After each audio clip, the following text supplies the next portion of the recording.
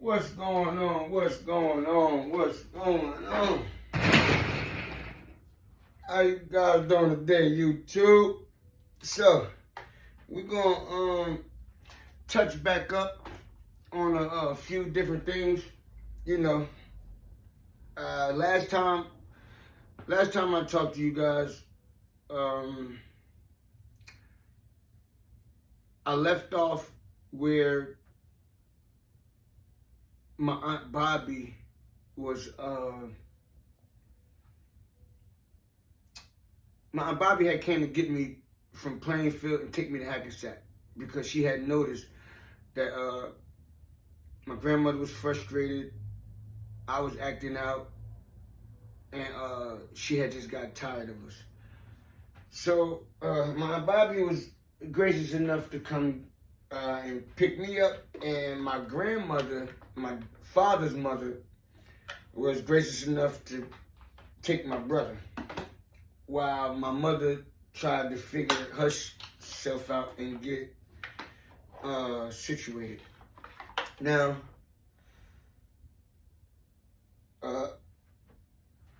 my Bobby lived in Hackensack and a luxury apartment again. It was a pool and everything on the third floor, so I was happy. I had a bunch of fun there. I met a lot of people. That was when me and my cousin Raheem and my cousin Nikki were able to hang out and went through a couple different things. So obviously I was now what? Let me see. I think I was like 8 in the first grade. So while I was in Hackensack, my Aunt Bobby was able to help me to get myself situated, and she was able to keep me in school every day so that I was able to figure things out. Now, a lot of stuff happened at my Aunt Bobby's house that I wasn't happy to speak about until I got a lot older in life. When I was at my Aunt Bobby's house, I ended up running into a situation where I was happy. I ended up finding a little girlfriend, and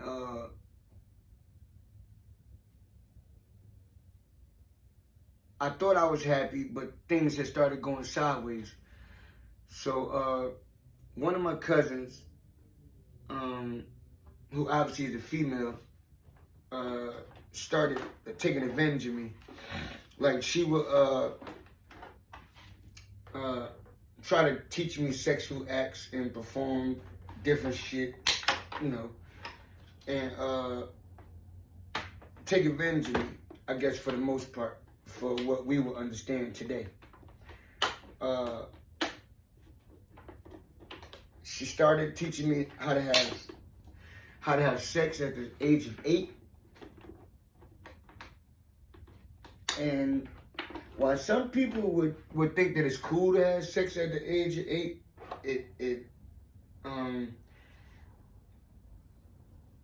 for me, I felt like it was terrible. And I really didn't understand it, you know. So, you know, it kind of like is what it is. The first time that that my cousin sexually messed with me, she asked me to like come in the bathroom, and she was like in the tub. And while she was in the tub, she would tell me to come in the bathroom and look at her while she in the tub. You know, just like make me like touch on her and different stuff like that. And you know, I would be confused and not understand it. but I was okay with it.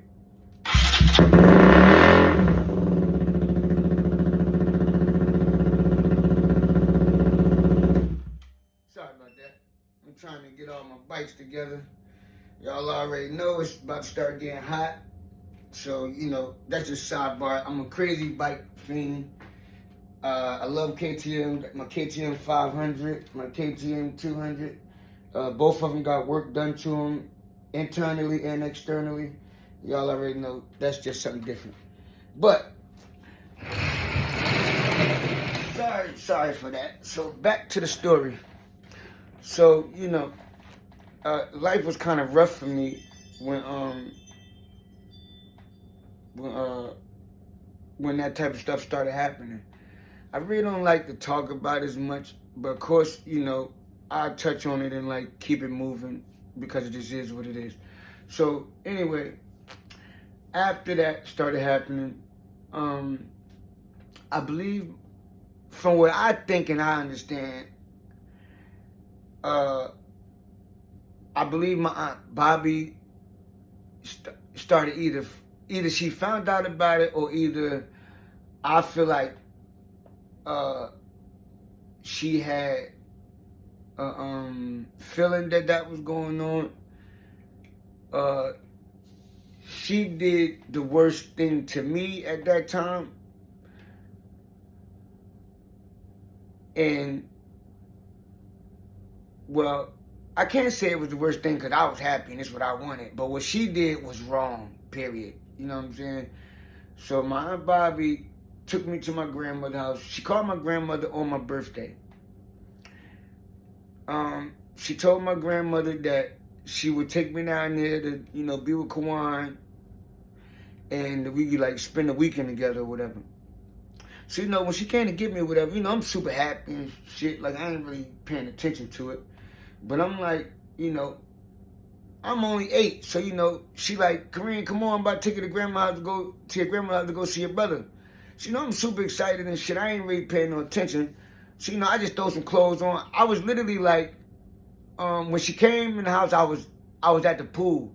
So she had to come get me from the pool, get me to come upstairs. So when I came upstairs from the pool, she like, come on, have her get dressed. I'm about to take you to Chuck E. Cheese or whatever. Then she's like, after that, I'm going to take you to your grandma's house so you can spend the weekend with your brother. So I'm like, all right, cool. Whatever, ain't no problem. So, you know, I throw clothes on, not even really being mindful of the situation. I'm just rushing being a kid. I take my swimming trunks on, take a quick little shower, and just throw a shirt and some shorts. I don't even throw no boxers on. Like, literally, I remember it vividly because, like, it was an issue later on.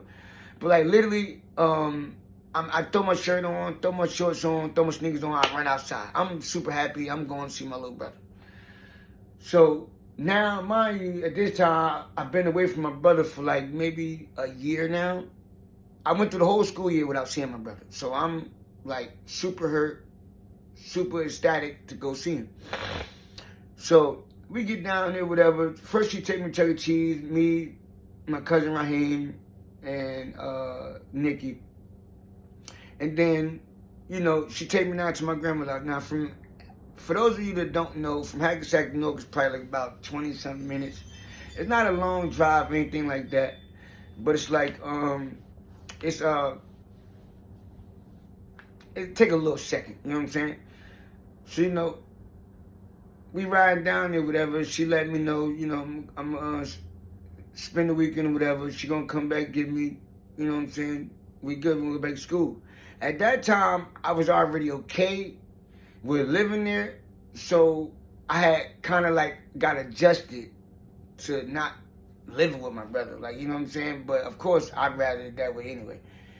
So, long story short, for that part, she took me down to my grandmother's house. And when she took me there, she dropped me off. Now, when she dropped me off to my grandmother's house, she literally explained to my grandmother that she would come pick me up like that Monday or whatever. You know what I'm saying? I would stay down there for the weekend, she'd come back and get me. Lo and behold, she really like left me there. Me personally, I feel like she had an idea. She felt like I was messing with her daughter or something, not even caring about a story or even to talk to me about it, and just took me down to Newark and just dropped me off. She didn't bring my clothes. She didn't send my clothes. She didn't take nothing. She didn't send nothing. She took me down to Newark, left me down to Newark, told my grandmother she was coming back to get me, and just like literally never came back to get me. She probably avoided calls or whatever for a minute till my grandmother had to like force her to get my birth certificate and my different documentation for me to get back in school. So, you know, eventually, I stayed there the whole summer and ended up going back to Peshawn.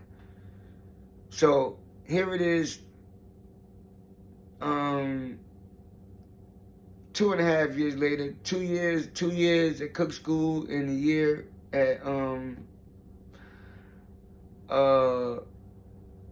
school in Hackensack, and then that summer I was back in Newark.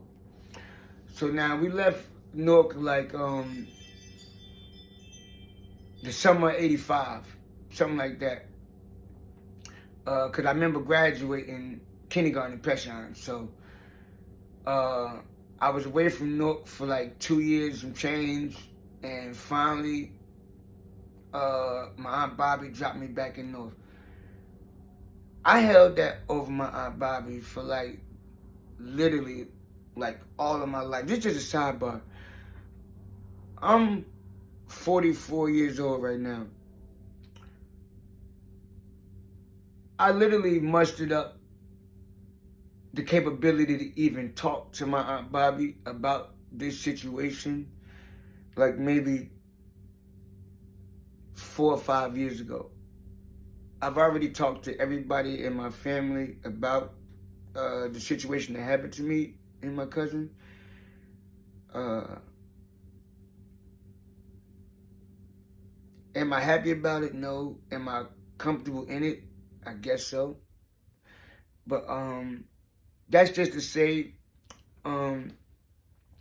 anybody that's getting messed with, getting touched on, doing anything that's, if you ever feel like anything is not right, please tell somebody.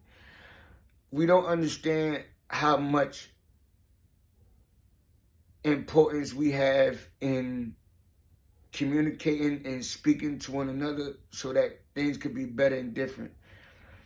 I've ran into a lot of people over the years that certain things have happened to, and nobody never said nothing. Us as black people, we kind of like held that as like being okay, and it's not. It's absolutely not okay. It's not okay in any race or any situation that anybody should touch you. I didn't have a mother and father around, so of course certain things happened to me that I didn't wish to happen to me, but this is the story of my life. I am KareemHicks, and I will always please beg and tell anybody, I have 5 daughters, and if anything is happening to a child, to you, or anybody you know, please tell somebody. It's not fair to live in that pain. It's not fair to live in that type of situation. You don't know what that brings on the person and how he or she will treat others later on in life. So please say something. All right, for anybody that's the end of it, please like, share, subscribe to the channel, YouTube, Big OSA, at Big OSA 103. That's the YouTube channel. Please like, share, subscribe. And until next time, I love everybody. Peace.